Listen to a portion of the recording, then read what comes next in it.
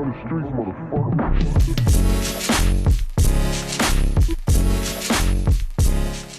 Hi, Darth here. Happy New Year to all the people out there. What better way to start a new year than to watch a great slice of life anime that might fly a little bit under the radar to a lot of us weebs out there because, Netflix. Yeah, the track record hasn't been all that stellar, but High Score Girl is an amazing show and you really need to watch it.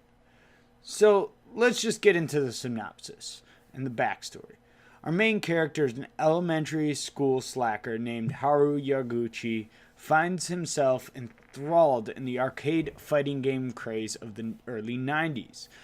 While visiting his normal stomping grounds, he encounters a fighter that he cannot beat. He's trying everything he can to beat her, but ultimately is shut down by none other than his classmate, Akira Ono, a female prodigy that is pretty much better than him at everything, but is kind of a silent antagonist to the story. But this is just the beginning of the fun. This heartwarming rivalry really pulls at the heartstrings throughout the series' 10-episode first season.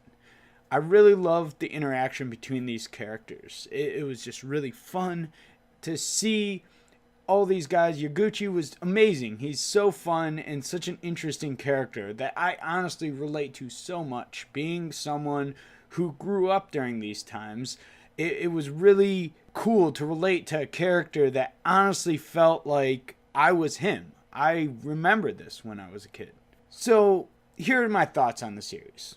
As many of you may already know, I'm not the biggest fan of most slice of life animes, as the whole fan service in most of these shows is a little over the top and honestly takes the focus away from the actual plot. This seems to happen in many slice of life animes, and it's kind of like maybe it's a culture thing or maybe it's something that I just don't really like, and I know a lot of people are out there that are loving that kind of stuff, but if you're here for bouncing boobs, this is probably not necessarily the anime for you. Now, what I really love about the story is the setting.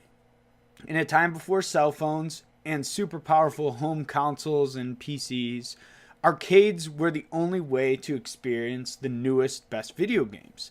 This was a crazy time that I'm guessing a lot of you have never experienced, and me being a little bit older at 29 years old, I grew up in the 90s, and I remember going to the arcades to play Street Fighter 2, to play these games that I just wasn't able to experience at home. It was wild. This time period actually bred the competitive gaming scene.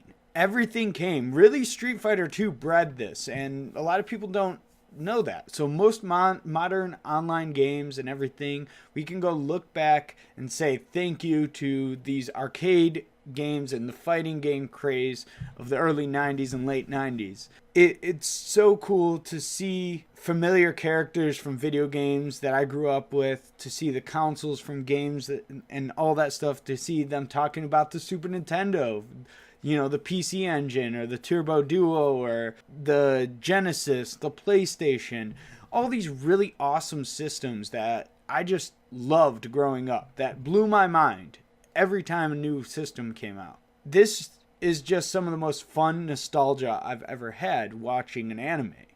You don't really get that in most of the modern animes these days, and a lot of them kind of forget their roots a little bit. And this one really did a good job of making a setting that wasn't too over the top. Now, I could go deeper into the plot, but I really don't like to do that. I don't like to spoil things. I like to sit here and give you a little bit of an idea of what the show is like and why I liked it. But I think it's best if you watch it for yourself and give me your opinion. Either way, the story is really fun and interesting, full of lively characters and interesting scenarios.